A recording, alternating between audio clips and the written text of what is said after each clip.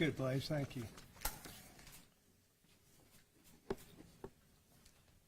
Let me know when you're ready. Everybody ready? Good. Thank you. Thanks for being here.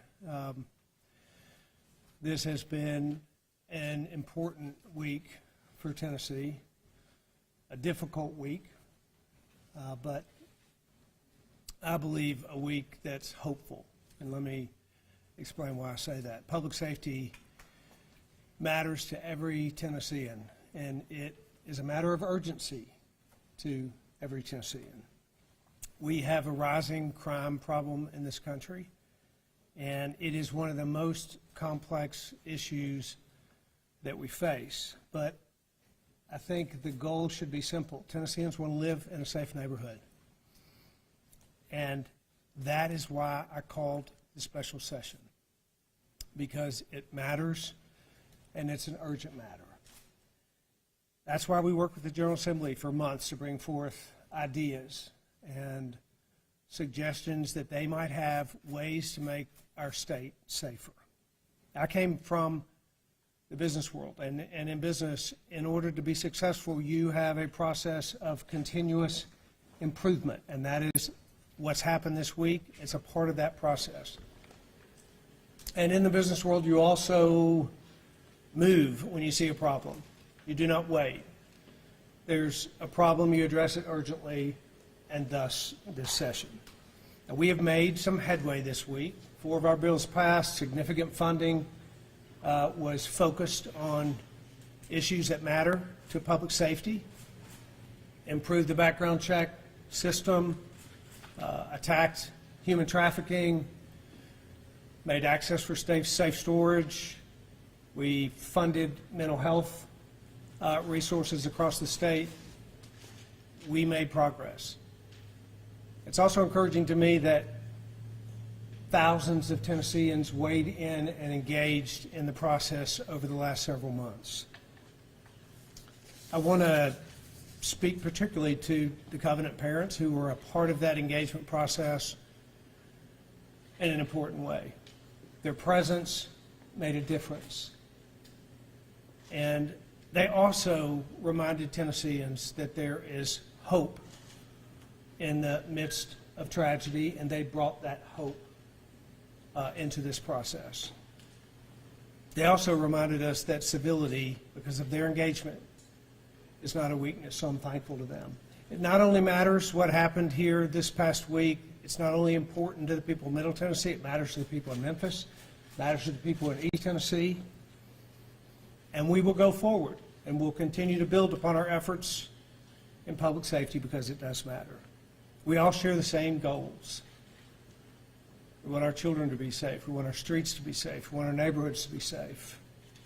And as difficult as it is possible to make progress in this. And so we should be hopeful. There is no one perfect solution, but we should recognize the significance of this special session. We made progress in public safety, and we elevated a conversation about public safety that will continue into the future, and that's important. Now, I've said this many times before, but it's fitting to say it today. There will always be critics, but the credit belongs to those who were in the arena, and that's thousands, tens of thousands of Tennesseans who engaged in this process over the last several months. And I also want to thank the members of the General Assembly that engaged in this process and that helped move the ball forward. We have much work to do, but together the work that we did this week and that we will do in the future will make Tennessee a safer place, and for that I am very hopeful. Questions? Governor, several times throughout this session, parents from the Covenant School children broke down in tears due to access issues, due to issues about what legislation was or was not actually being taken up. You put a lot of effort into the ERPO bill. You worked from the spring session trying to find a solution, thread a needle there.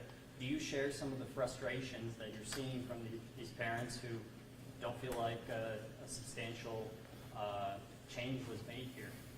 Well, again, I'll reiterate how grateful I am to that community in particular. I met with a lot of them, and their engagement was really important in this process. And again, as I say, they do bring hope into this, partly because of the way they engage, but just their message of hope in the middle of it. My message to them, and I have communicated this with them, is it's good when we make progress of any kind. And we have made progress, and we will continue to make progress. And their engagement has made a difference and will make a difference going forward. Could you have done more to lead this week? I think this week was important because I worked hard together with lawmakers to move the ball forward. That was my effort all week long, every day in the Capitol, meeting with those lawmakers. And we brought this to a conclusion that moved our state forward and put us in a place to continue to move forward. Governor Lee talked to a couple members today, and they said this week, this past 8 days, it felt like a PR nightmare, both for yourself and the General Assembly. Do you feel like special session was a success? I certainly believe it was hopeful. It was difficult, as I said. It was important. But important and difficult and hopeful, those are things that we should celebrate, and I am. Do we have a lot of work to do going forward? We should never stop. When I campaigned, I said people want to live in a safe neighborhood, and until they do, we should never stop working on public safety. Everyone doesn't live in a safe neighborhood, and we should not stop this conversation. A conversation around public safety will be something we'll have for as long as I'm in office. Governor, what do you have to say about the eruptions and the outbursts that took place inside the House? Yeah, I don't really have a lot to say there because I didn't see them and I wasn't a part of that, so I can't really speak to it. Did you feel like once you realized the ERPO wasn't going to fly, that you had to bounce back and just go for some minimal type bills? You know, the goal of this session, from my perspective, was to do just what we did, which was have it, which was the goal of the session was public safety from the very beginning. There are a lot of disagreements about the way forward with that, but it's really important that in spite of the disagreements that we find the things that people can agree upon so that we can make progress. That was the goal of this. It was urgent to me, so I called the session. And if you remember, that was, are you going to call it? Yes, we called it. Are you going to follow through? Yes, we followed through. Are they going to do anything at all? Yes, they did do some things. We have to remember that our state is safer today as a result of this session. And what I really believe is there's hope that it will be even safer in the future because of it. Governor, you backed 7 bills. The Senate passed 4 of them, leaving 3 on the table. The Senate also left on the table dozens of other bills that the House had passed, but the Senate refused to take them up, refused to reopen committees. Did you ever specifically ask Senate leadership to reopen committees and consider more bills, including the ones that you backed? I recognize that the job of the governor is to call this session to put forth his ideas, and the job of the legislature is to decide which bills move forward. That's the way this process worked, and that's the way it worked this time. So you never asked Senate leaders to reopen committees? I don't engage with them on their particular process. They have their own process outside of the governor's office. I know in the appropriations bill, there's some funding for mental health department contractors and more school safety and at colleges and universities. But the bills that passed, they are largely continuing programs that already exist, that have sometimes needed to be re-upped by the General Assembly. So what do you think is new here? What do you think is the progress that was made? Yeah, I think that one of the most important pieces of progress is what you referenced, which is over $100 million worth of funding.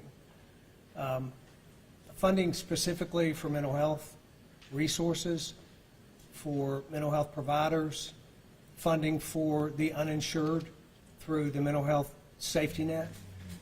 Those are those are very important.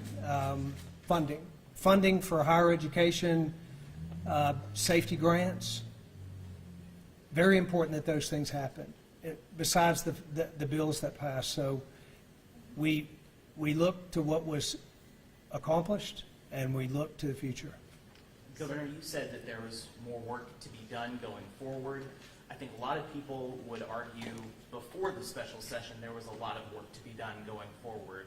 So given the political environment and given what was accomplished and what was not in this special session, what makes you confident that any more work that you say needs to be done will be done in the future? Yeah, you know, last session, we passed a major school safety piece of legislation that was overwhelmingly approved on a bipartisan nature. We made significant steps in the last session. We made steps in this special session. There were a lot of ideas and bills brought forth that I suspect will be a part of the next session.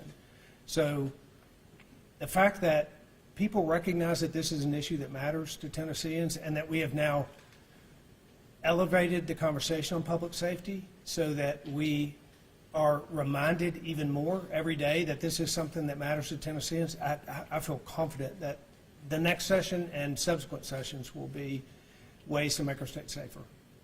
Governor, do you plan in the next session that you're a part of to put forward an ERPO bill?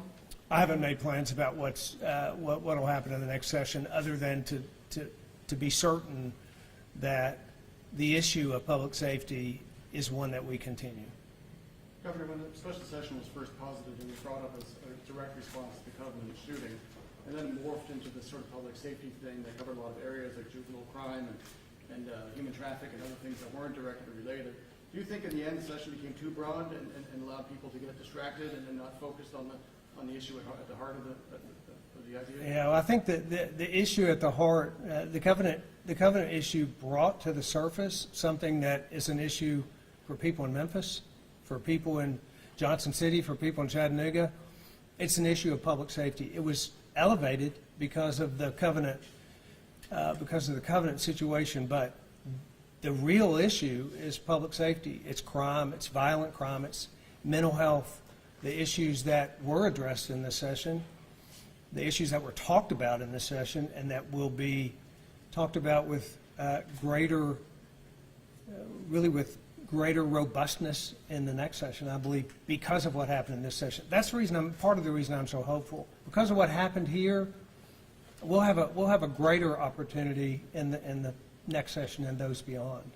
Do you think you missed out by not including some sort of penalties for not storing your gun safe, or maybe adding teeth to that bill, Yeah. and also something more directly related to firearms? I think when you look at the broad scope of what could be, we have to look at what we accomplished, and we have to be focused on what we can do going forward. I think there are so many ideas that came forth. Many of them will be talked about and will be discussed, and will likely be legislation brought forth in the next session. I think we actually had a real opportunity here that we grasped, we held on to, we followed through with it, we made some progress, and that will help us move forward. We have time for just a couple more questions. I want to get to everyone. Andy, Marta, do you have questions? Anybody else? Well, would you, do you have any intention of trying to bring another enhanced order of protection bill? Well, that was asked earlier. I don't have any plans for next session. I've been working really, really hard to get this session finished. My plan for the next going forward is to make sure that we keep talking about this and that people keep bringing ideas forward so we can make the state safer. Thank you all very much. Thank you.